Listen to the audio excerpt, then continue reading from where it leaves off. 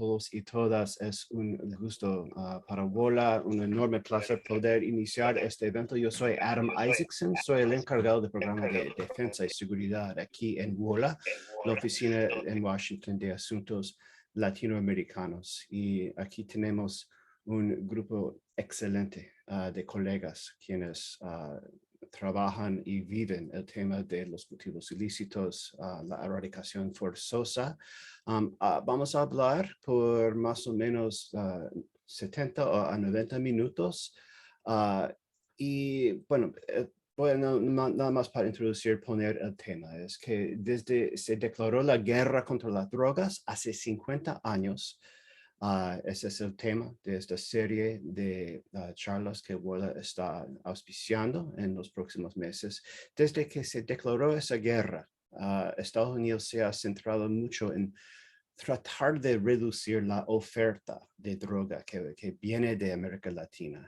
Y durante la mayor parte de este periodo, las drogas más importantes que han tratado de bloquear han sido drogas que tienen su origen en plantas, en matas. La marihuana viene de cannabis, la heroína y los opiáceos de la amapola, la cocaína, por supuesto, de la coca.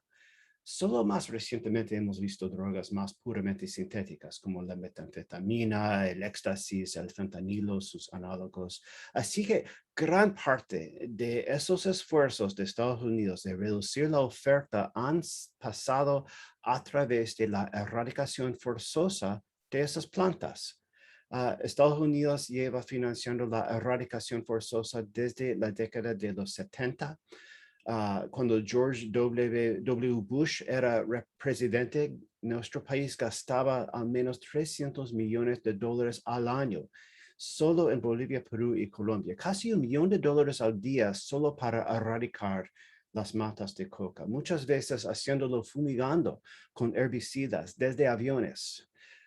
Tal vez si usted es un oficial de Washington, esto parece ser algo muy, por lo menos muy fácil para reducir la oferta. La cocaína, la heroína, como producto terminado, son pequeñas, muy fáciles de esconder, difíciles de encontrar.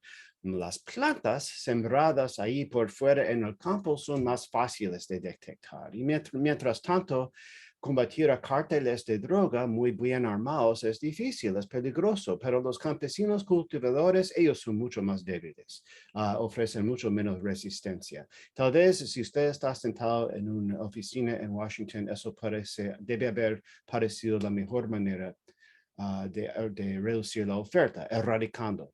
Pero eso no ha funcionado para nada. Hay más coca que nunca en las Américas. El cultivo de amapola sigue prosperando. Y en los años de erradicación ha habido mucho daño a comunidades muy vulnerables en varios países. Bolivia acabó rompiendo con el enfoque de Estados Unidos y ha tomado una dirección muy diferente. Pues vamos a hablar de esto ahora con 4 colegas cuyas vidas y trabajo les han dado muchos años de experiencia de primera mano con estas políticas de erradicación forzosa. Voy a introducirlos y entonces vamos a conversar. Primero, Pedro Arenas está con nosotros desde Colombia. Pedro lo conocí por primera vez en el año 1998, cuando él lideraba el movimiento de juventud de Guaviare. El Guaviare es un departamento en el sur centro del país que era donde se inició en los años 90 el programa de fumigaciones apoyado por Estados Unidos. Pedro llegó a representar al Guaviare en el Congreso de Colombia, llegó a ser alcalde de la capital del departamento San José del Guaviare. Si ustedes de Estados Unidos, San José del Guaviare es un municipio un poco más grande que el estado de Connecticut y Pedro estaba a cargo allí por 4 años. Ahora trabaja en la corporación Viso Mutop, que es una organización de investigación y defensa de los derechos humanos en Colombia que trabaja para cambiar la política de drogas. Roxana Argandoña es una líder comunitaria de la región del Chapare, que está en el centro geográfico de Bolivia, justo cuando usted anda bajando de los Andes en lo que llama el trópico del departamento de Cochabamba. Roxana es una cultivadora de la coca, que es un cultivo legal dentro de unos límites en Bolivia, y ella es una de las líderes de los sindicatos de coca de la región del Chapare desde hace muchos años. Su lucha por un enfoque más sensato sobre la coca ha implicado mucha organización comunitaria a lo largo de los años, y el resultado es una experiencia muy interesante en el Chapare que nos va a compartir.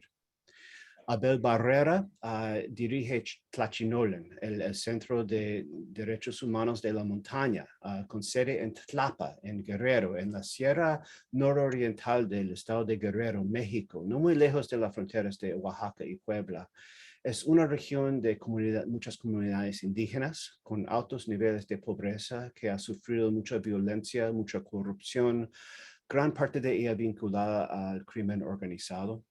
Es un lugar extraordinariamente difícil para ser un defensor de derechos humanos y esa es la lucha de Tlachinolan.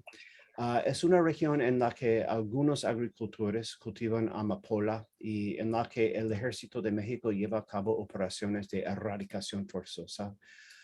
No sé si se ha conectado con nosotros en este momento, pero también nos va a juntar Aida Quilcue. Aida es miembro del pueblo Nasa, el pueblo indígena del sur occidente de Colombia. Es líder del Consejo Regional Indígena del Cauca, el CRIC, en el Cauca, que es un departamento en el suroeste de Colombia que va desde los Andes al Pacífico. Hoy, 5 años después del acuerdo de paz con las FARC en Colombia, el Cauca puede ser la región de Colombia que sufre más violencia por parte de los grupos armados que cualquier otro departamento. Aida vive en el norte del Cauca, que ha sido muy golpeado por la violencia, solo a 1 o 2 horas de camino de Cali. Cauca es el primer departamento del país en número de defensores de derechos humanos asesinados en este momento, y muchos de esos defensores son líderes de las comunidades indígenas. El Cauca es también un lugar donde se cultiva mucha coca y marihuana y donde el gobierno lleva a cabo muchas operaciones de erradicaciones constantemente. Entonces, con esos les agradezco muchísimo a esos 4 personas tan ilustres y tan admirados de estar con nosotros esta mañana. Vamos a hacer 2 rondas de preguntas. En la primera ronda voy a pedirles de darnos un sentido de cómo es que sus comunidades han experimentado la erradicación forzosa de cultivos ilícitos. Y en el segundo voy a pedirles que hablen un poco sobre las alternativas, cómo se vería una estrategia mejor. Ok, con la primera pregunta, creo que voy a arrancar con Pedro, que nos va a poder dar más un comentario también al nivel más nacional. Pedro Arenas, le pregunto, ¿por qué hay tanta coca en los últimos informes que han salido de Estados Unidos, de Naciones Unidas, hablan de incrementos importantes de los cultivos de coca en Colombia, pero también en Bolivia y en Perú? ¿Eso implica que fracasó el Plan Colombia en reducir la oferta? ¿Y qué es, de cara a eso, lo que ha intentado hacer el gobierno de Iván Duque? ¿Qué dicen los acuerdos de paz sobre lo que debe pasar? ¿Y cómo es la organización de la sociedad civil a nivel nacional en este momento? Les voy a dar como más o menos 8 minutos. Con 8 minutos voy a darles una advertencia pequeña. Pero Pedro, espero que puedas hablar de la experiencia de Guaviare y de Colombia como país. Gracias, Adam. Buenos días. Buenos días. En este momento hay una controversia por la publicación de los informes tanto de la Casa Blanca alrededor de la superficie cultivada con coca en Colombia, como por el informe publicado por la Oficina de Naciones Unidas contra las Drogas y el Crimen, en donde hay una diferencia en la cantidad de hectáreas existentes actualmente. Sin embargo, en ambos reportes se coincide en que hay más producción de cocaína en el último año. Recientemente, técnicos expertos que hacen el monitoreo de los cultivos y de la producción de coca, de la pasta base y de la cocaína, han intentado unas explicaciones para explicar, perdón la redundancia, sobre por qué hay más cocaína. Y en resumen, se puede concluir que hay más densidad de plantas por hectárea, hay más follaje por planta debido a que se han introducido variedades que generan mucho más volumen de hoja cosechada. Adicionalmente, hay más pasta base obtenida por la misma cantidad de peso de las hojas, y posteriormente se está obteniendo más clorhidrato de cocaína debido a mejoramiento en las técnicas de procesamiento de la pasta base.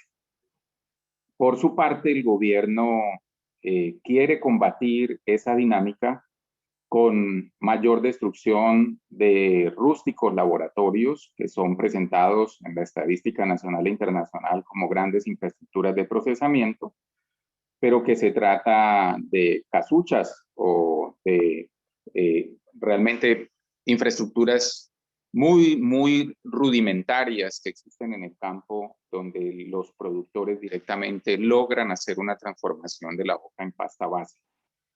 Adicionalmente, el gobierno ha aumentado el número de toneladas de cocaína exportable incautadas. El año pasado se incautaron 505 toneladas.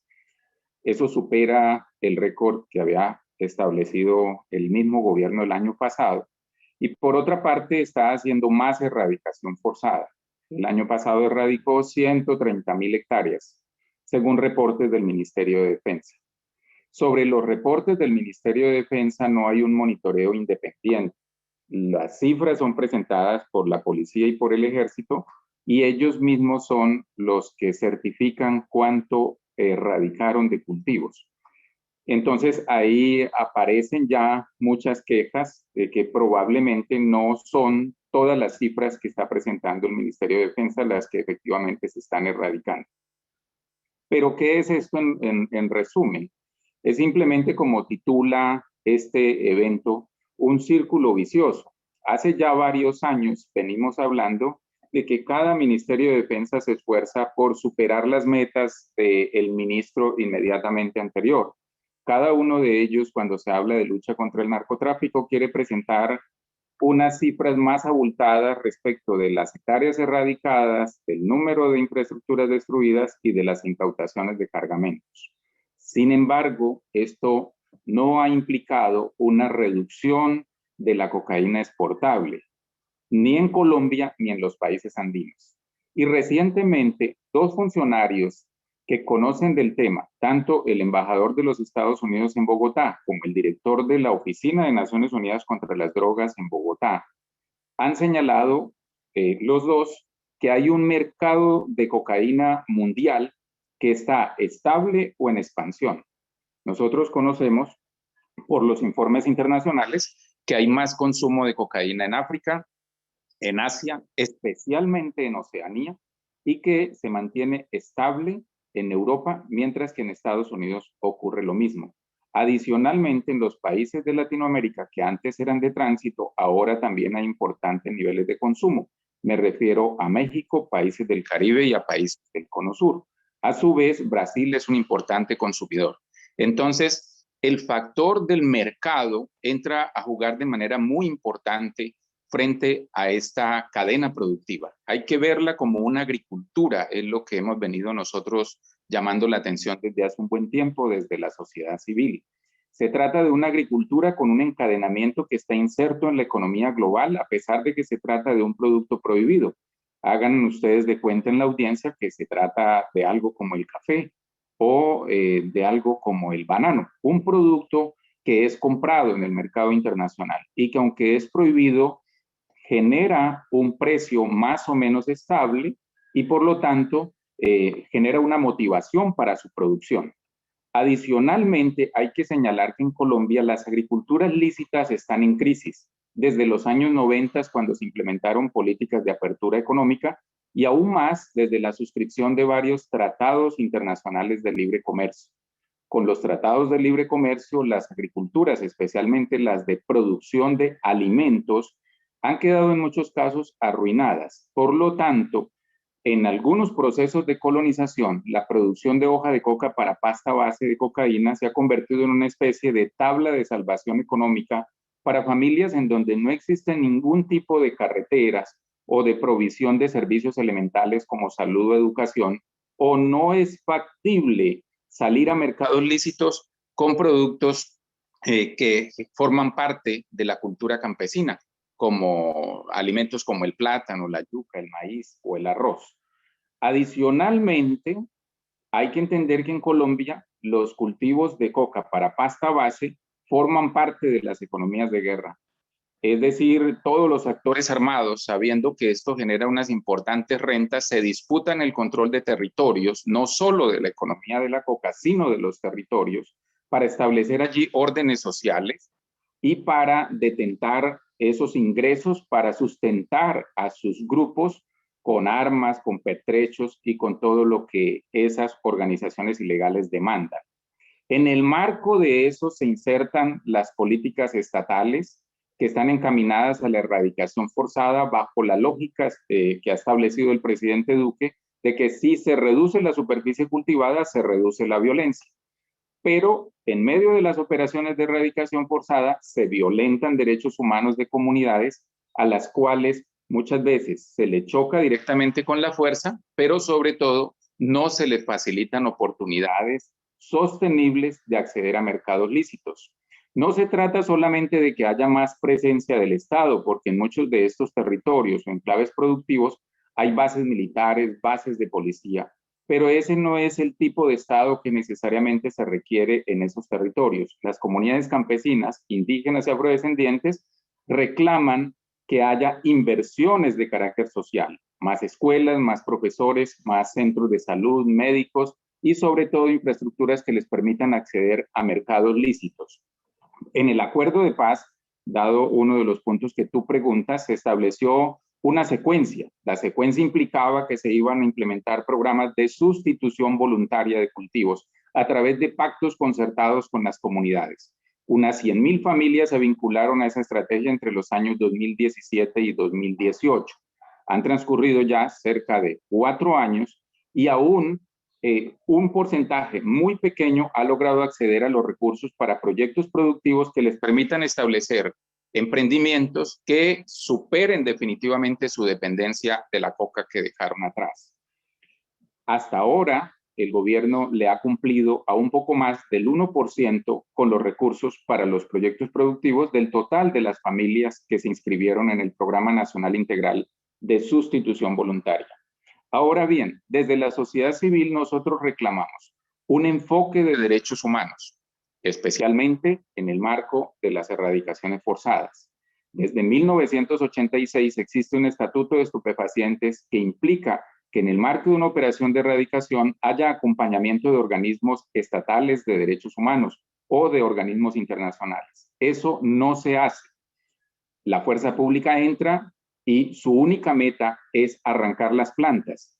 Y aunque se opongan las comunidades reclamando ser incluidas o vinculadas al programa de sustitución, la meta de la fuerza pública es reportar unas hectáreas destruidas. Por otro lado, hemos venido reclamando que se pongan en marcha los principios rectores del desarrollo alternativo que implican proveer oportunidades de desarrollo primero a esas comunidades y que como consecuencia de ello, los cultivos de uso ilícito se verían reducidos. Por último, quisiera decir que hay unos ejemplos concretos de que esto sí ha funcionado. Se hicieron en varios municipios, unos 54 municipios, acuerdos de sustitución en donde las comunidades cumplieron con su palabra de arrancar ellas mismas los cultivos de uso ilícito. Unas 40,000, 42,000 hectáreas fueron arrancadas en menos de un año. Esto lo reportaron las propias Naciones Unidas. Sin embargo, el gobierno quiere tener resultados más rápidos y los Estados Unidos cada año presionan al gobierno colombiano por cifras de erradicación, lo cual nos parece desacertado. Animamos, especialmente si hay oficiales del gobierno de los Estados Unidos en la audiencia de este foro, a que se deje de exigir a Colombia resultados rápidos, cifras rápidas de reducción de cultivos. Más bien les animamos para que desde el Departamento de Estado y desde la Embajada se trabaje para que se registren resultados sostenibles, aunque sean más lentos. En los Estados Unidos, en este momento, la crisis de salud no es por la cocaína, sino por los opioides. Los Estados Unidos no pueden aseverar que la mayor cantidad de muertes registradas el año pasado en su país son resultado del consumo de cocaína, sino que es por otro tipo de sustancias. Aún así, sabemos que desde la perspectiva de reducción de riesgos y de daños, se puede trabajar los temas de salud pública. Las convenciones internacionales de drogas lo permiten. En el caso de Colombia, también se pueden encontrar rendijas, vacíos o espacios para trabajar a partir del cumplimiento de las convenciones internacionales, sin renunciar a ellas. Principios como los del desarrollo alternativo sostenible, de la voluntariedad y del respeto a los derechos humanos deberían primar.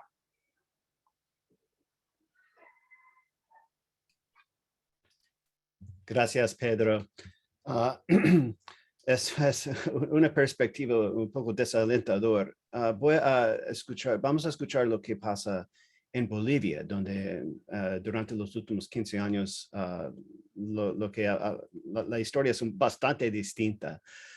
Roxana, te pregunto, parece que la política boliviana hacia la coca cambió mucho hace 15 años con la elección del gobierno del MAS y de Evo Morales en 2005, pero hubo un interregno el año pasado durante ese año del régimen de Jeanine Áñez. Y ahora de nuevo hay un gobierno de MAS.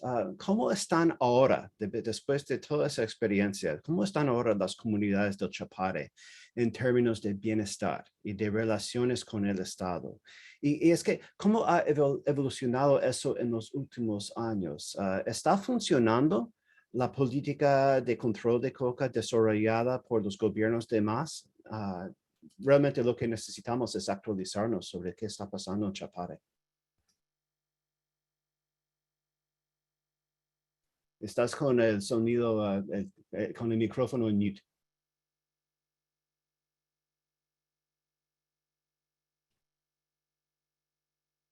Roxana, perdona, no tienes el micrófono prendido.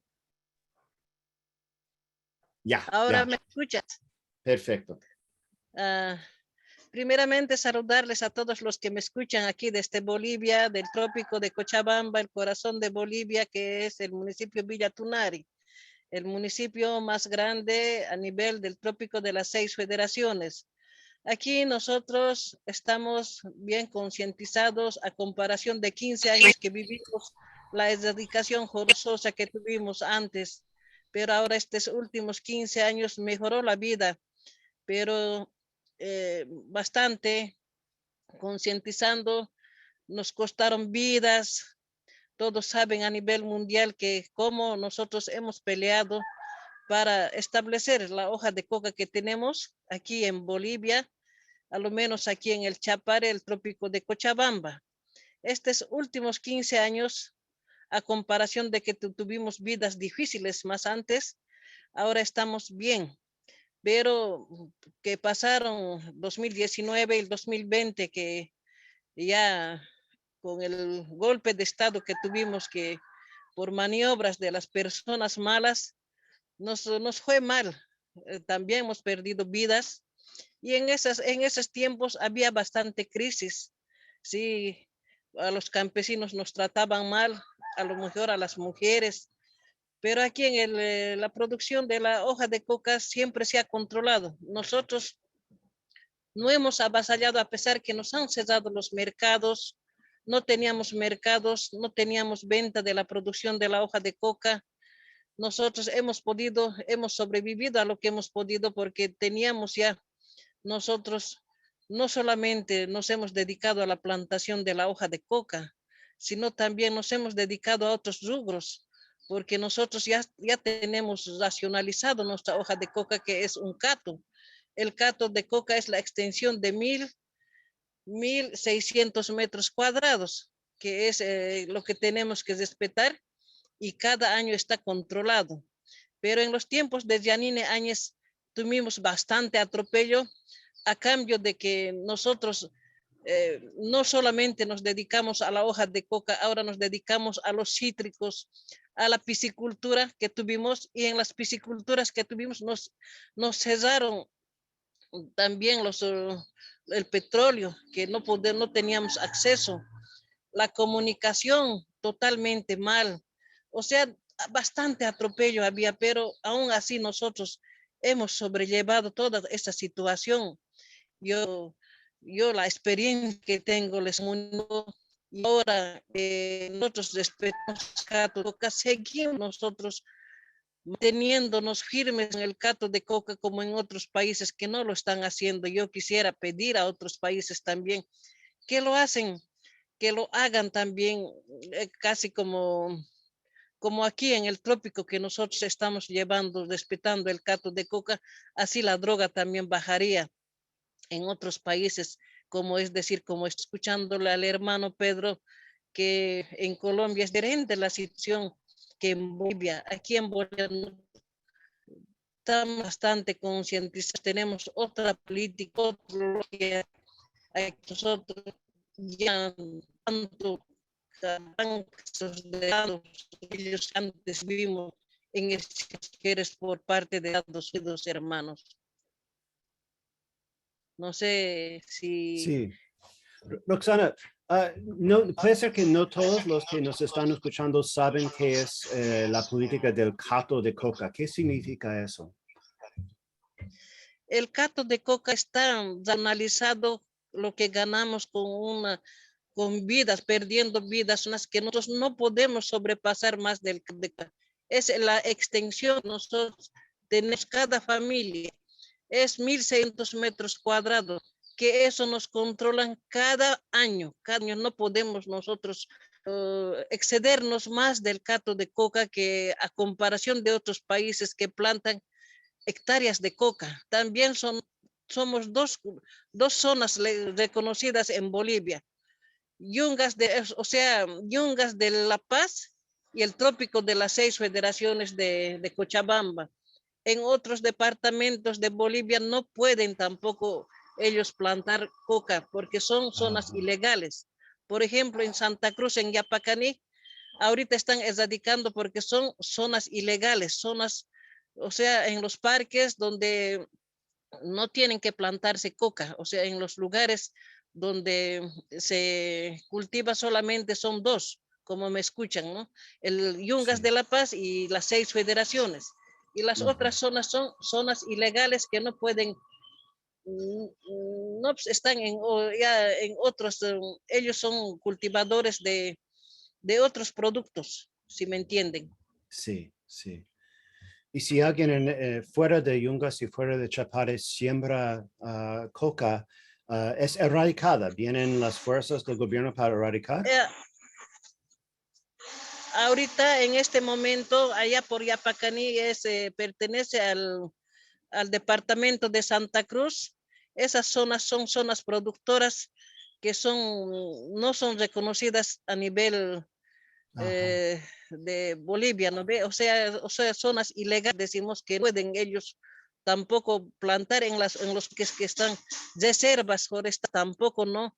Y entonces ahí directamente el gobierno les manda y les erradica cero. ¿Por qué? Porque son zonas excedentarias, zonas no cultivables de la hoja de coca. Ok. Gracias por explicar, Roxana. Y bienvenido a los que se han conectado. Rogamos disculpas si hemos tenido problemas de conexión o de Zoom, pero parece que todo ya está superado. Veo que tenemos muchas personas viendo esta transmisión ahora. Voy a preguntarle, quiero pasar a México para entender qué ha pasado en la montaña de Guerrero. Abel, nos puede contar, ¿cuáles son los cultivos declarados ilícitos que se siembran en la montaña de Guerrero y desde cuándo ha sido así? Y realmente, ¿cómo es eso para vete hasta donde... ¿Aló? Ok. La pregunta es si puede un campesino vivir bien cultivando esos cultivos ahí en Guerrero y cómo ha reaccionado el Estado mexicano, es decir, cómo han sido los programas de erradicación forzosa en tu región. Me imagino que la erradicación forzosa se relaciona mucho con la alta presencia militar en las comunidades indígenas. Y si eso quisiera saber si eso ha quedado igual o ha cambiado algo después de 3 años del gobierno de Andrés Manuel López Obrador.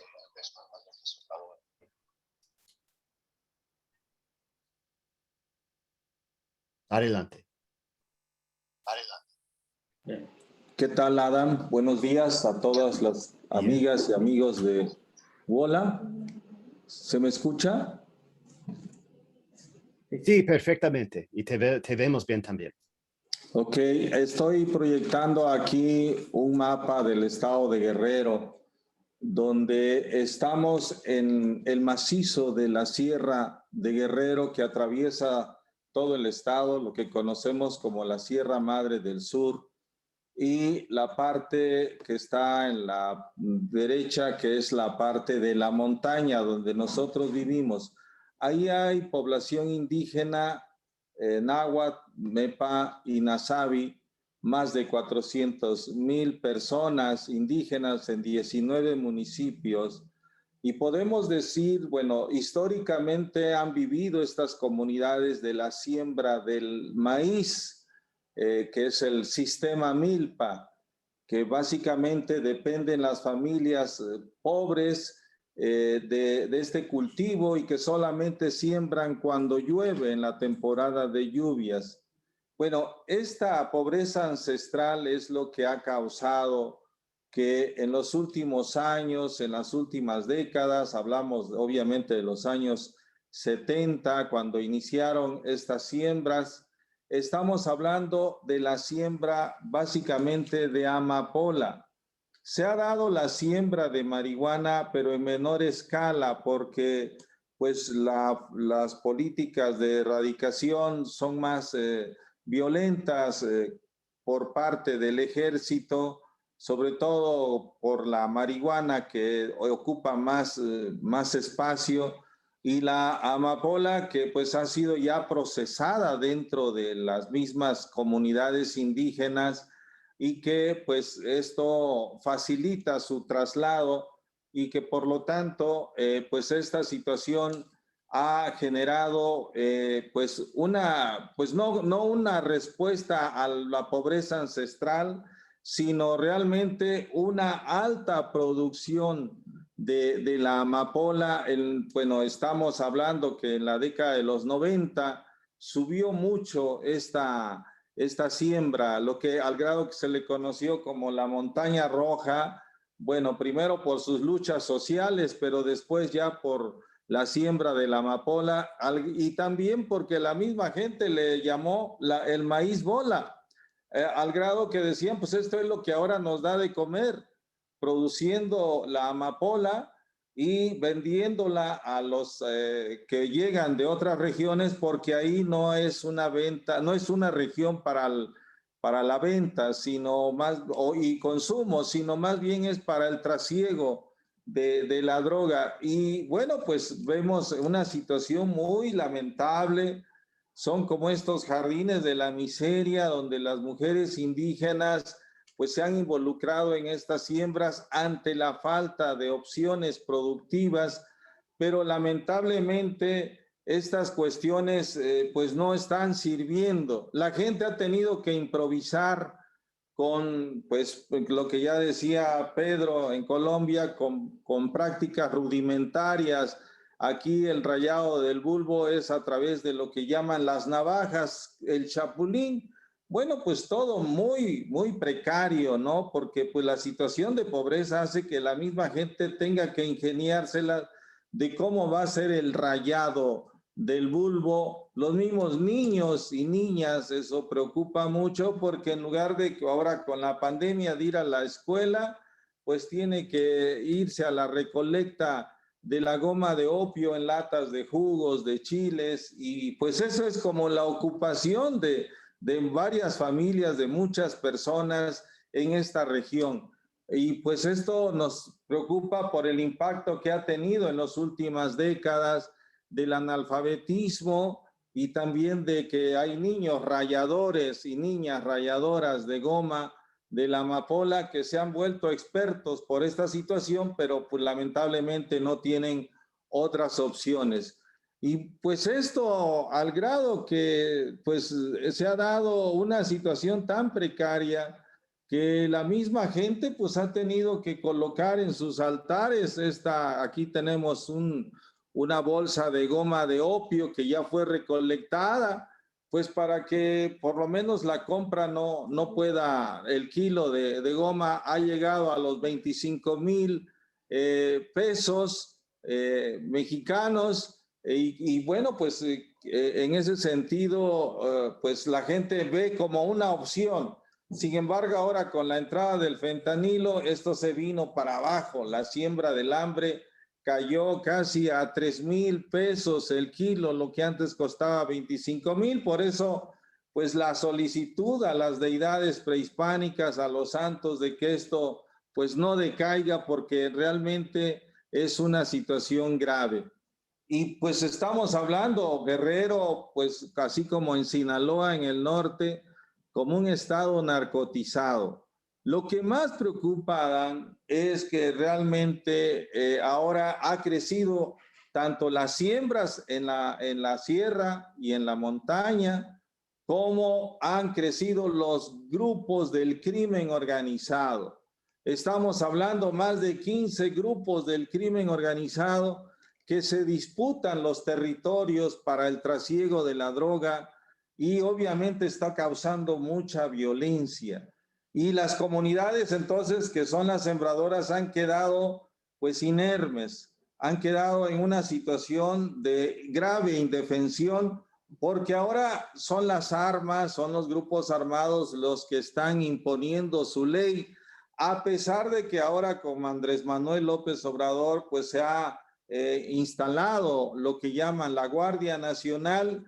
Lamentablemente, pues la Guardia Nacional, con eso de que ha habido un eslogan del presidente de abrazos, no balazos, bueno, esta regla del no balazos significa que también pues no se aplica la ley, no se usa pues la fuerza para el repliegue de los grupos armados. No sé, tampoco hay estas operaciones como para poder realmente actuar e imponer el orden, ¿no? El no balazos es para que pues tampoco se le haga nada a los grupos del crimen organizado, y esto ha generado que las mismas comunidades que se han organizado tengan que enfrentar al ejército, tengan que pues obviamente tener que hacer acciones de fuerza con las comunidades, y que pues la gente se tenga que lidiar con ellos, ¿no? Ahora vemos vemos acciones como en esta comunidad de la comunidad de Juquila, Yucucani, de allá de entre la costa montaña, que las mismas mujeres salen al frente para poder proteger sus cultivos, porque dice, si nos arrancan los cultivos, pues nos van a arrancar la vida, en el sentido de que no hay alimentos, no hay otras opciones. Y este tema de la militarización pues sigue obviamente avanzando en las regiones indígenas, ahora como Guardia Nacional, y que creo que en ese sentido ha sido pues muy grave. Ahora, pues lo que nosotros sentimos es que primero tiene que darse una política que recupere las siembras ancestrales de los pueblos indígenas, es decir, el maíz. Son hombres y mujeres del maíz, son de la cultura del maíz.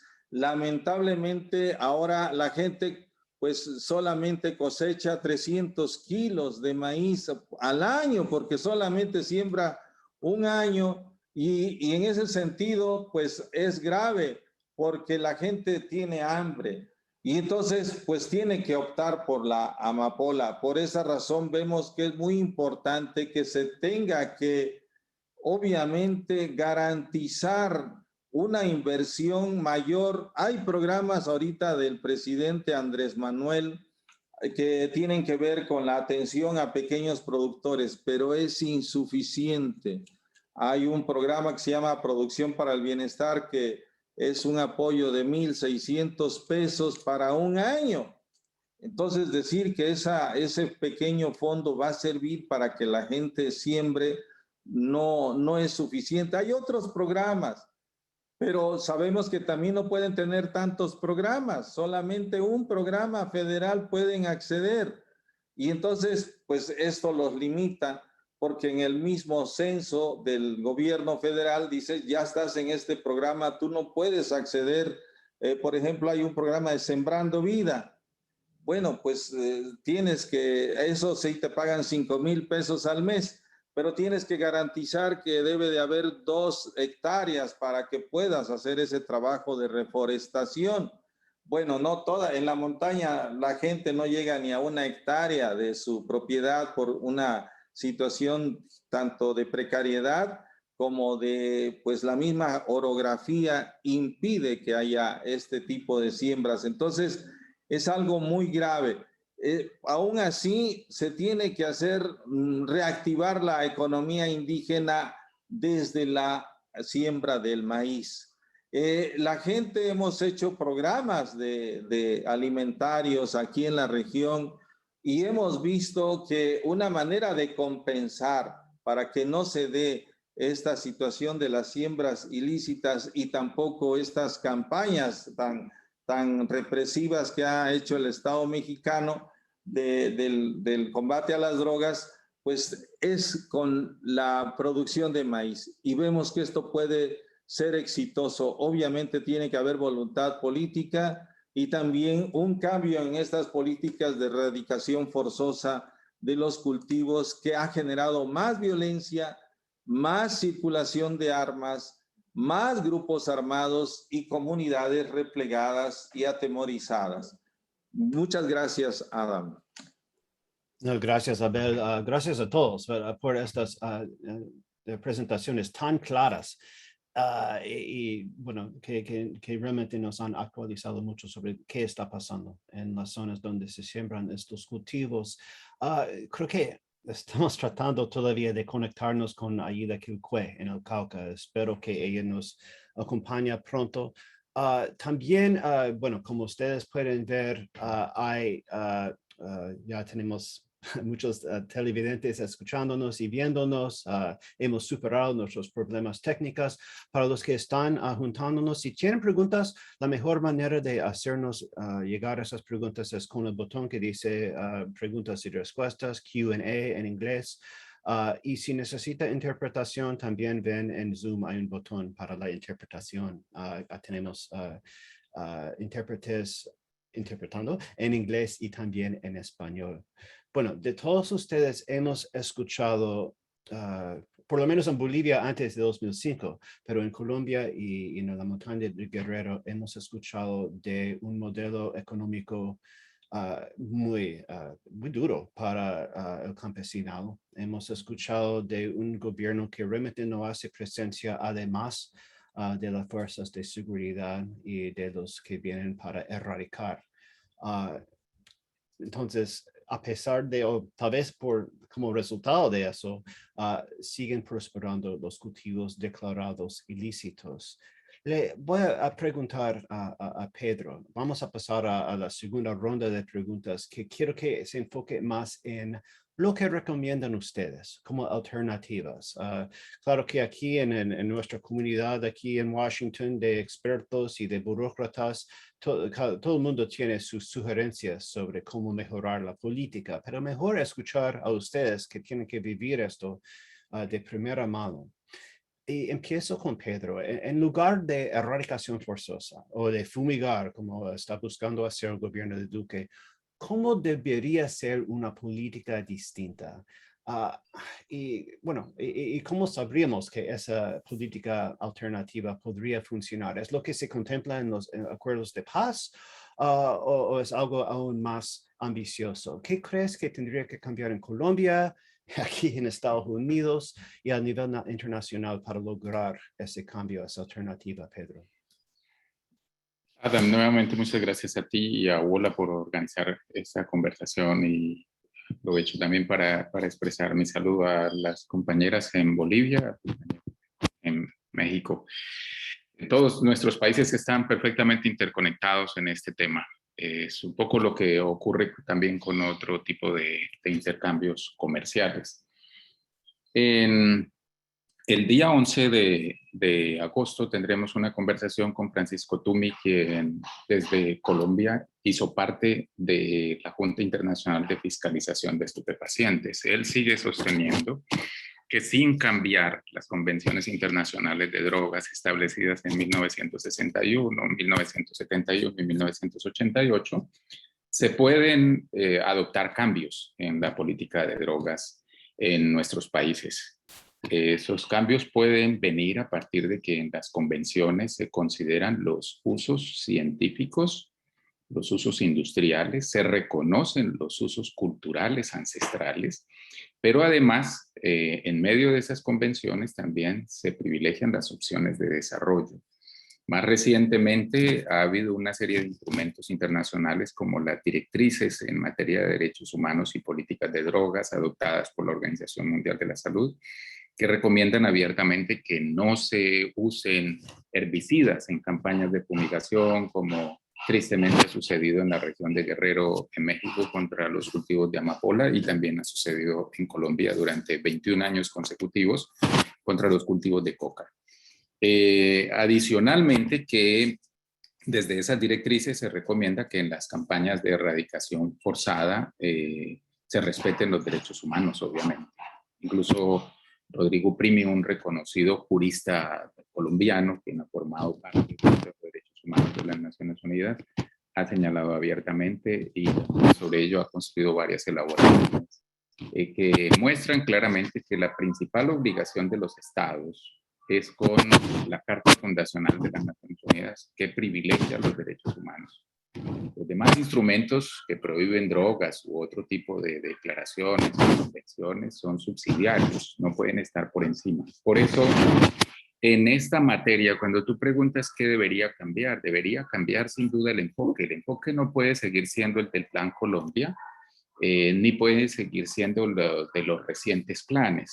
Tengo en mis manos, por ejemplo, este trabajo de John Lindsay Poland sobre Plan Colombia, a propósito de tu pregunta de si el plan fracasó. Claro, fracasó en materia de drogas. Fue vendido como una iniciativa para perseguir el narcotráfico y los cultivos, pero realmente se enfocó más en tareas contra insurgentes, y terminaron los Estados Unidos prácticamente patrocinando al Estado colombiano en la lucha contra las guerrillas, metidos de lleno también para proteger intereses petroleros o mineroenergéticos. Entonces, miren que aunque se vende la idea de que detrás hay que perseguir a los cultivos o perseguir el narcotráfico, ha habido otros intereses que también están en el marco de esas políticas, y eso ha sucedido con México, con Bolivia, Perú y Colombia. Se aprovecha el tema de drogas para presionar a los países para adoptar determinadas decisiones. En el caso más reciente, a cada rato, por ejemplo, en las visitas que hacía Mike Pompeo a Colombia en el anterior gobierno, se señalaban dos cosas centrales en las declaraciones de prensa. Por un lado, la situación en Venezuela. Hay que prácticamente hacer todo para que caiga el régimen de Maduro, y también se señalaban las cifras sobre narcotráfico, sobre cultivos. Terminaban cediendo en el tema de narcotráfico para poner el foco más en las tareas políticas contra el régimen de Venezuela. Entonces, eso no se dice siempre con claridad, y se aparenta que hay una lucha contra drogas, pero detrás hay todo un negocio, ¿no? Hay unas infraestructuras, hay unos cabildeos, hay unas empresas que tienen intereses en vender servicios, en vender glifosato, en vender pertrechos, maquinaria, en fortalecer bases antidrogas, todo bajo el pretexto de la lucha contra drogas. Y hay todo el derecho de que Estados Unidos haga por su parte lo que pueda para evitar que la cocaína ingrese a su país. Pero no vemos nosotros un comportamiento acorde con las exigencias a los países andinos. Para citar un ejemplo, ha habido varios años en los que los Estados Unidos incautan menos que el 10% del total de cocaína que incautan las autoridades colombianas. Ha habido años en que Colombia incauta más de 400 toneladas y Estados Unidos menos de 40 toneladas en todo el año, a pesar de la fortaleza de sus fuerzas de seguridad y del muro que han construido en la frontera con México. La cocaína sigue ingresando. ¿Qué debería cambiar? Pues debería enfocarse necesariamente hacia el desarrollo. Los estados, tanto el de México como el de Bolivia, Perú, Colombia, deberían enfocarse más en trabajar con las comunidades a partir de acuerdos, de concertaciones, que le permitan a las instituciones ganar en legitimidad. Tú, Adam, has sostenido en muchos eventos que hay un problema que has detectado cuando visitas las regiones de México o de los países andinos, y es que falta Estado. Yo decía, y ahora tú lo reconoces, que hay una parte del Estado presente. Hay lugares como San José del Guaviare, desde donde estoy hablando ahora, donde al lado de una ciudad que tiene 50,000 habitantes hay una brigada que es absolutamente grande comparada con el tamaño de la población. Una brigada del ejército. Hay un esfuerzo del presupuesto colombiano y de la cooperación en fortalecer esas fuerzas de seguridad, pero necesitamos fortalecimiento de la institucionalidad civil democráticamente elegida, las alcaldías, las gobernaciones, pero también las instituciones que proveen desarrollo. Y en tercer lugar diría, las metas no pueden estar en la reducción de superficie. Eso no indica necesariamente, y así lo acaban de aceptar el embajador de Estados Unidos y el director de la UNODC, que se reduce la cocaína. Tú puedes reducir hectáreas, pero esas hectáreas se están resembrando bajo la lógica del efecto globo en un departamento vecino, en otro municipio, y no necesariamente se reduce la cocaína, el volumen total de cocaína exportable. El enfoque no puede ser las hectáreas. Por eso los programas de sustitución o de desarrollo no pueden ponerse a competir con las cifras del Ministerio de Defensa. El Ministerio de Defensa es un aparato muy grande que tiene muchos recursos, mientras que los programas de sustitución generalmente son pequeños y con pocos recursos. Entonces, medir qué tan exitoso es un programa de sustitución por la cantidad de hectáreas que disminuyó frente a las que ha erradicado el Ministerio de Defensa es inapropiado. Lo que tiene que medirse es cuánto desarrollo se provee en el territorio, cuántos niños van a la escuela, cuántos no se retiran de la escuela durante el año, cuántas mujeres pudieron asumir emprendimientos, cuántos cultivadores pudieron acceder a mercados lícitos con café o con alimentos o con otro tipo de producciones. Lo que tendría que medirse es cuántos kilómetros de carreteras terciarias se construyeron, cuántos acueductos llevaron agua potable a las comunidades. Eso no está en los indicadores que tiene, por ejemplo, la sección de narcóticos de los Estados Unidos en Bogotá. Y lo que nosotros hemos venido pidiendo desde la sociedad civil es que la lógica de los indicadores, de esa métrica alrededor de la superficie cultivada, necesariamente cambie. Es cierto, Pedro. El indicador de las hectáreas en que se ha enfocado tanto aquí en Washington y en Bogotá no explica lo que se debe hacer. Gracias por esa. Sí, no sirve. Tú puedes reducir incluso el tamaño total de los cultivos, pero el total de cocaína va a seguir siendo el mismo. Y en buena medida eso tiene explicación por el volumen global del mercado de cocaína. Y quería decir, perdóname que te interrumpa, hay una especie de efecto perverso cuando se exige más destrucción de hectáreas y más incautaciones, incluso más capturas.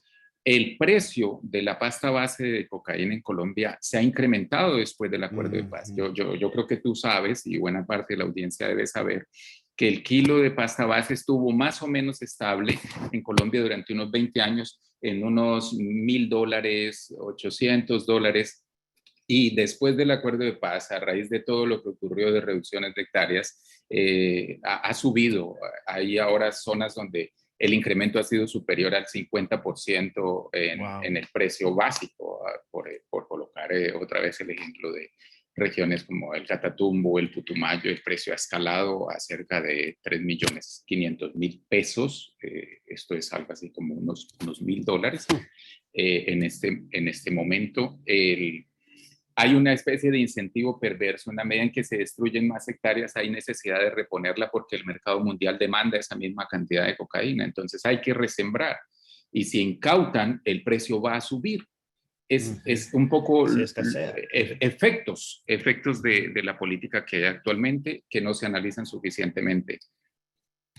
Mientras tanto, los informes de Estados Unidos y de Naciones Unidas muestran como un incremento de la oferta, supuestamente, pero parece que la ley de la oferta y la demanda no se está reflejando en los precios. No Así sé es. Un informe muy reciente de la Comisión del Hemisferio Occidental de Drogas del Congreso de los Estados Unidos llama la atención en varios de estos aspectos y nos parecería muy interesante que por lo menos en el Congreso se discutiera más, en el Congreso de los Estados Unidos, sobre las recomendaciones de ese informe. Hay cosas que realmente ya no tienen ningún impacto, por ejemplo, las extradiciones de narcotraficantes colombianos a los Estados Unidos como un mecanismo de justicia no funcionan.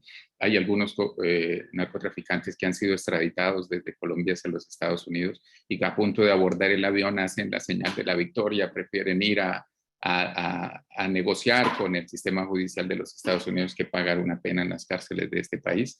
Pero hay otro tipo de medidas que tampoco están cumpliendo ningún tipo de efecto frente al mercado global. Se puede decir, nos pregunta Sanjo en la discusión, se puede decir que Sanjo Tree de Instituto para las Políticas, Estudios Políticos, que se puede decir que la erradicación forzosa funciona como un apoyo al precio para mantenerlo alto de esos productos. Sí, y de hecho las fumigaciones aéreas que se aplicaron aquí durante 21 años, dije ahora, sirvieron como un estabilizador de precios. Mire usted que más o menos durante ese mismo tiempo el precio de la pasta base estuvo más o menos estable, ¿no? No subía ni bajaba, era un patrón de precios y esto lo lograba el hecho de que al erradicarse o al destruirse unos cultivos, se mantiene más o menos la misma cantidad producida y por eso el precio siempre va a sostenerse. Es un equilibrador de precio la erradicación forzada. Incluso cuando se erradica mucho, como tú acabas de decir, al escasear el producto, el precio va a incrementarse y eso incentiva que otras personas se animen a meterse en esta producción. Y muchos tienen justificaciones para hacerlo debido a la crisis de sus agriculturas lícitas, debido a la crisis de la producción de alimentos. Increíble. Se desapareció la imagen de la cara de Roxana Argandoña. ¿Estás con nosotros, Roxana? Bueno, vamos a tratar de reconectar, pero quisiera entonces pasar a Abel con más o menos las mismas preguntas, pero también tenemos una pregunta de Mary Speck, quien Mary encargaba la Comisión de Políticas de Drogas del Hemisferio Occidental, autorizado por el Congreso de Estados Unidos, que hizo un buen informe a finales del año pasado sobre cómo se debe reformar la política. Y Mary pregunta a Abel, con el auge del fentanilo aquí en Estados Unidos y la caída del precio de la amapola o del opio en Guerrero, ¿qué impacto ha tenido esa caída de precios sobre la violencia en Guerrero? ¿Las bandas criminales buscan diversificar sus actividades ilícitas o no? Además de eso, yo, Abel, le doy la misma pregunta que a Pedro. En lugar de erradicar y en lugar de enviar al ejército, ¿cómo debería ser una política diferente, algo más desmilitarizada? ¿Y qué cree que tendría que cambiar, no solamente en la capital de México, pero también en Estados Unidos para lograr ese cambio? Muy bien. Bueno, sobre la pregunta que nos hacen, pues decirles, bueno, estamos refiriéndonos a la goma de opio aquí en México, bueno, en Guerrero, fundamentalmente. Esta caída de precios generó sobre todo una mayor violencia en las regiones indígenas y campesinas. Estamos hablando de la Sierra de Guerrero, donde ahí se multiplicaron los grupos de la delincuencia y sobre todo, y se afianzaron para controlar el trasiego. Aquí la disputa es de quién pasa la droga por determinados lugares y entonces ahí hay que armarse, hay que controlar. Entonces, ahora estamos ante una diversidad de grupos que están controlando ciertas regiones y donde no hay paso, tienes que negociar. Y si no negocias, hay asesinatos. Entonces, hay un problema de ahorcamiento en términos de la disputa férrea por los territorios narcotizados, que cada vez son mayores. Eso es algo que preocupa, se va expandiendo. Y esto, pues no vemos, a pesar de la militarización, que esto tenga efectos positivos. Y entonces lo que ha pasado es que los mismos grupos de la delincuencia no solamente se aboquen al tema de la control, trasiego de la droga, de la goma de opio, porque esto desde Guerrero se manda a Estados Unidos. Hay varias vías, ¿no? Por el Pacífico, por la parte del centro, por mar, en fin. Hay muchas vías en que Guerrero además es estratégico para Sudamérica, que también venga la droga de Sudamérica y de Acapulco mismo se pueda distribuir, ¿no? Entonces Acapulco se transformó como el eje del mercado mundial o por lo menos de Latinoamérica para el trasiego de drogas hacia Estados Unidos. Bueno, todo esto ha causado que los mismos cárteles de la droga en Acapulco se sentaran sus reales ahí. Ahí estuvo pues el Chapo, Beltrán Leiva, en fin, todos estos señores que además contaban con el apoyo de autoridades civiles, autoridades militares, ¿no? Y entonces, bueno, se transformó como el emporio de la droga ahí, el paraíso de estos narcotraficantes. Entonces, ¿cómo este paraíso, cómo está este lugar paradisiaco también causó infiernos? Fue el infierno en Guerrero porque muchas muertes, muchos asesinatos, mucha violencia. Y entonces empezaron a incursionar estas personas en el secuestro, en la extorsión, en el cobro de piso. Vemos ahora Acapulco que asesinan a personas, a mujeres que están vendiendo en la banqueta del puerto, en las calles, asesinadas porque no dan la cuota, a jóvenes que componen motocicletas asesinados en Iguala, en Acapulco, en Zihuatanejo, en todos estos lugares, las cabezas del control del narcotráfico, ahí está la violencia. Y bueno, pues es muy grave porque vemos una inacción de las autoridades. Ahora, y vemos junto con eso, o sea, es inconcebible que en estas regiones como la sierra y la montaña y también las costas, la Costa Chica está muy pobre a pesar de ser un paraíso por ese litoral que tiene tan hermoso. Sin embargo, ahí hay cacicazgos y hay mucha pobreza. Bueno, ahí no vamos a ver carreteras pavimentadas. No vamos a ver centros de salud que atiendan a los enfermos. Ahorita con la pandemia todo está colapsado. En Tlapa, imagínate, son 19 municipios, más de 400,000 habitantes y solamente hay un hospital para toda la montaña con 15 camas COVID, 15 camas. Si en esas 15 camas no alcanzaste, bueno, pues vete a tu casa y la gente se está muriendo en sus domicilios.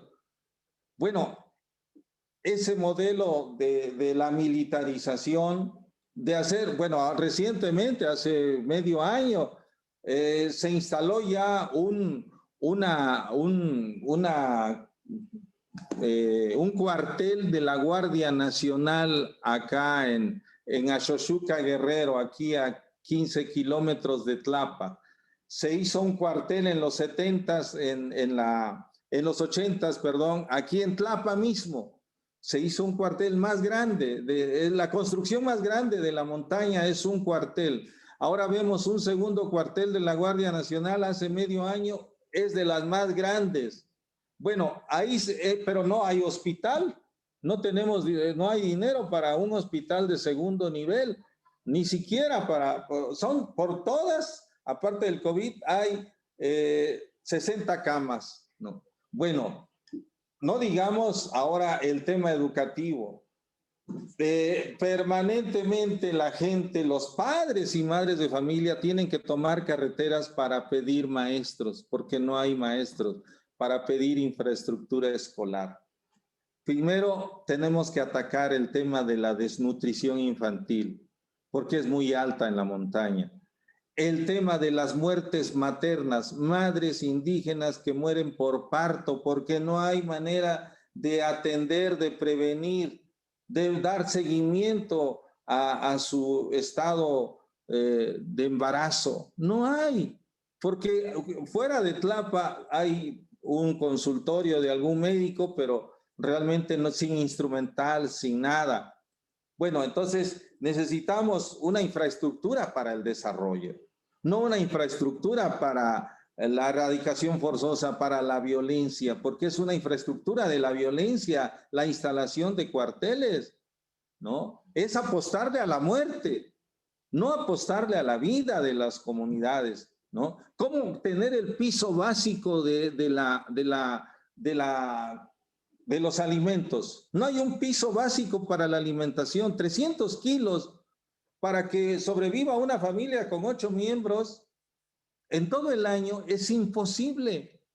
Y decir que vamos a erradicar, porque se sigue erradicando, ¿no? Para poder colocar en el estado de la legalidad a las comunidades indígenas cuando realmente hay un estado, ¿no? Represivo, con políticas de contrainsurgencia. En Guerreros todavía el ejército funciona con esa lógica de contrainsurgencia, ¿no? A los defensores y defensoras nos tienen en esa lógica que estamos en contra del status quo en el Estado de Derecho. No fue extraño que esta empresa Pegasus pues nos haya vigilado.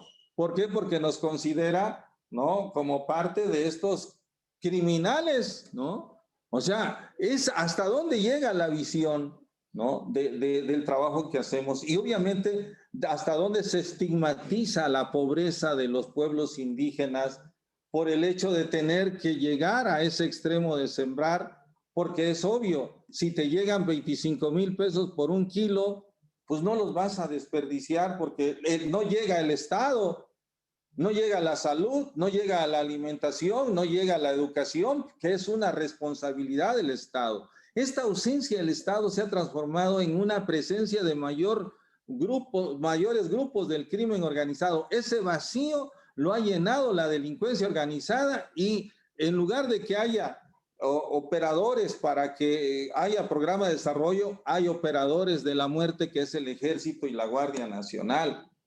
Por esa razón tenemos que transformar esto y tienen que extender los gobiernos de Estados Unidos que no va por ahí porque se ha acabado con la vida de las comunidades, se ha destruido el tejido comunitario, ¿no? Se ha roto. ¿Por qué? Porque al entrar el ejército rompes con toda la armonía que más o menos se mantenía estable en las comunidades indígenas. Y además los criminalizas, los persigues, ¿no? Le apuntas con el arma a mujeres como veíamos en la fotografía pasada, ¿no? Como si ellas fueran el problema de la criminalidad en el país. Entonces, tenemos que cambiar. La perspectiva de los derechos humanos tiene que predominar por estas políticas de erradicación de cultivos. Si no hay esa, como ya decía Pedro, si no hay estas políticas de derechos humanos, el respeto a los derechos fundamentales y sobre todo la creación de infraestructura para el desarrollo, respetando la autonomía de los pueblos, vemos que eso pudiera ser el nuevo amanecer en la montaña. Gracias, Abel. Tanto tú como Pedro nos han contado, realmente nos han dibujado una situación espantosa de olvido total del Estado que ha resultado con hambre, con muertes, con enfermedad. un olvido increíble con la excepción de las fuerzas de seguridad. Y esa ausencia del Estado, bueno, no, hay que preguntarnos si es algo que Estados Unidos puede abordar. Si Estados Unidos realmente quiere reducir la oferta, como ha dicho desde hace 50 años, pero eso depende de que haya voluntad de un Estado de gobernar su propio territorio. No sé si esa voluntad existe. Pero quiero pasar a Roxana, porque creo que la situación es, la situación que se puede dibujar es un poco distinto. Roxana, no creo que en un lugar como Chapare esos problemas de ausencia estatal son iguales, o problemas de crimen organizado son tan iguales.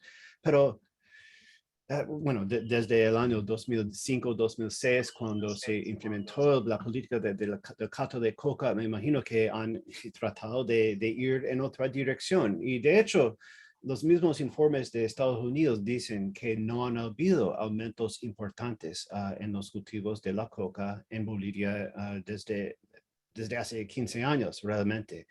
Pero le pregunto a Roxana, no todo debe ser perfecto en el Chapare ni en Bolivia. ¿Cómo cambiaría usted la política de control de coca para beneficiar más a su comunidad? ¿Cuáles alternativas, cuáles cambios recomendaría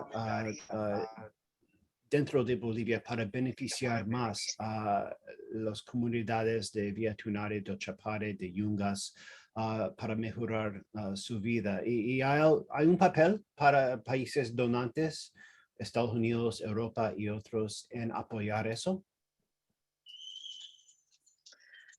Hablando siempre de aquí del trópico de Cochabamba y de Bolivia. Hola, ¿me escuchan? Hola. Sí, te escuchamos y Hola. te vemos perfectamente, sí. Ya.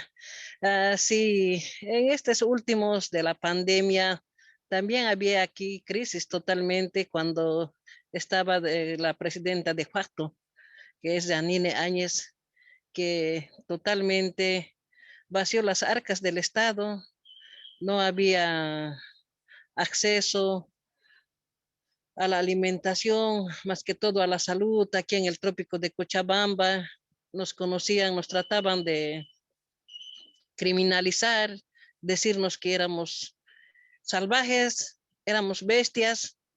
Tal vez ustedes internacionalmente han escuchado cómo nos han tratado aquí a nosotros. Y nosotros, pero humildemente los campesinos, hemos sabido sobrellevar la vida aquí en estos tiempos de la pandemia y también con productos de hoja de coca que no teníamos mercados, totalmente nos han cesado, que no sabíamos dónde llevar a vender. Más bien, aquí lo que producimos, vivimos como en un paraíso. Algunos nos dedicamos a la apicultura, a la piscicultura, a los cítricos, a los bananos, a todo un poco de todo rubro que nosotros a lo que podamos incluso llevar a nuestra nación, a Bolivia, a invitarles para que algunos, hola, hola, ¿me escuchan? Sí, sí, no ha cambiado nada. Hola, Te escuchamos perfectamente. hola. Oh, no. Roxana, te escuchábamos perfectamente. Hola, Siga hablando, Roxana. hola, ¿me escuchan? Sí.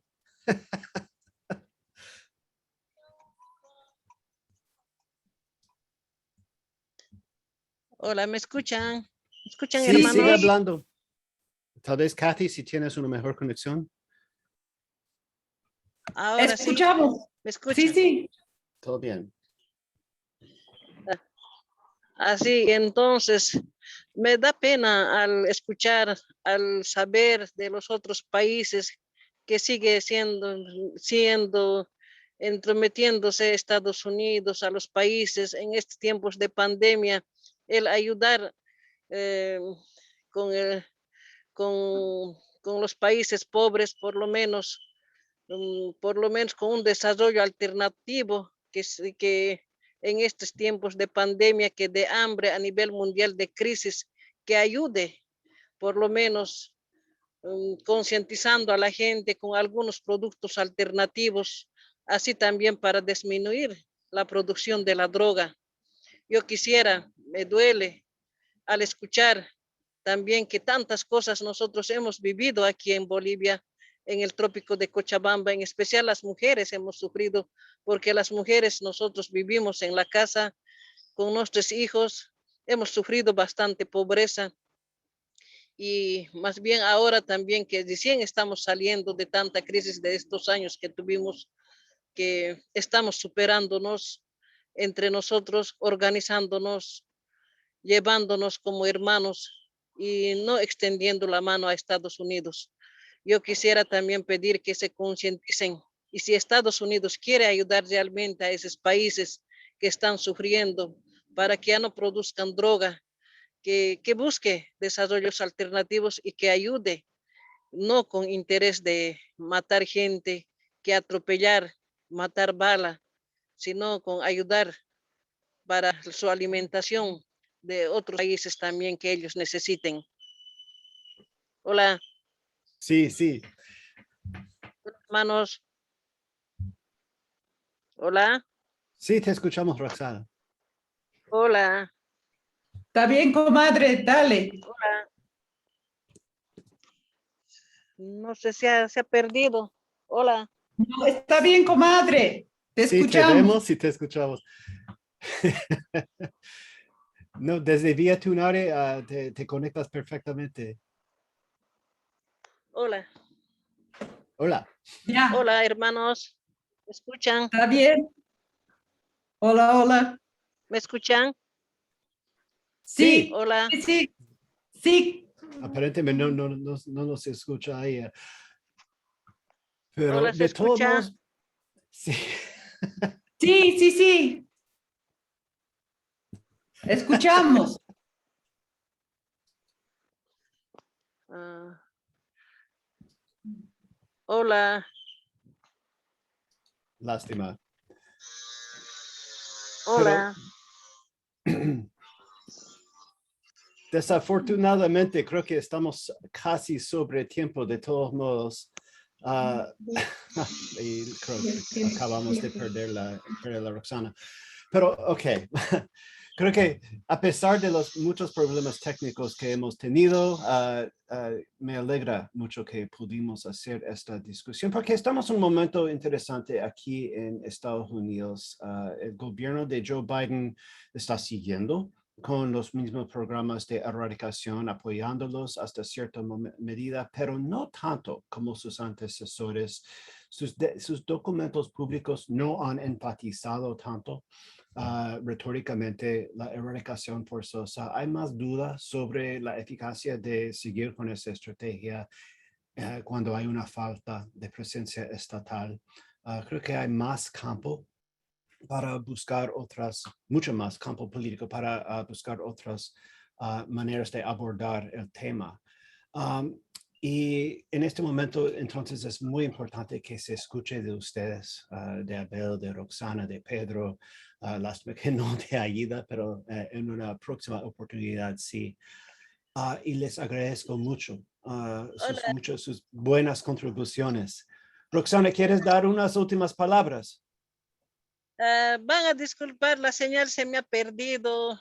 Así es. Estuve hablando sobre los compañeros de otros países también que están sufriendo como igual que nosotros sufrimos aquellos tiempos. Me hace acordar y me duele como mujer, como mamá, con los hijos, cómo uno sufre.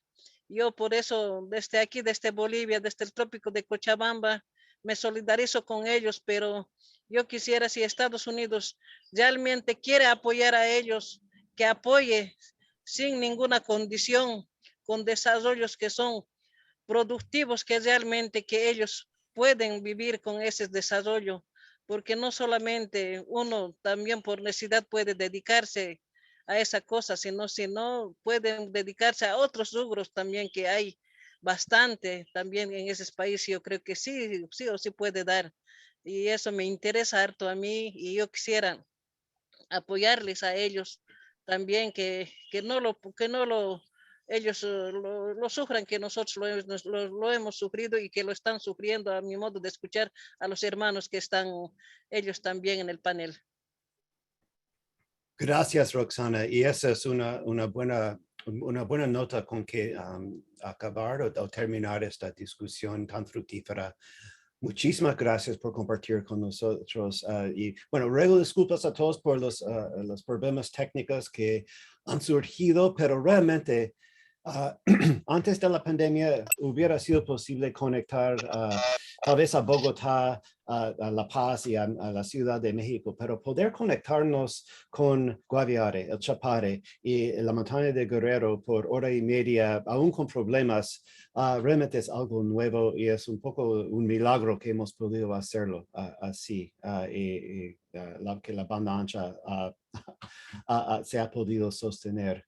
Abel, Roxana, Pedro, muchísimas gracias por sus comentarios de hoy. Voy a compartir nada más mi pantalla. ¿Cómo hago? Share screen. Para darles un anuncio de nuestro próximo evento que se va a hacer el 14 de septiembre. Por la mañana del 14 de septiembre, que se va a tratar de la criminalización y el encarcelamiento en América Latina y el sobreencarcelamiento que se da en América Latina. Espero que nos puedan acompañar. Es el martes 14 de septiembre por la mañana. Van a haber una discusión con colegas de Brasil, Argentina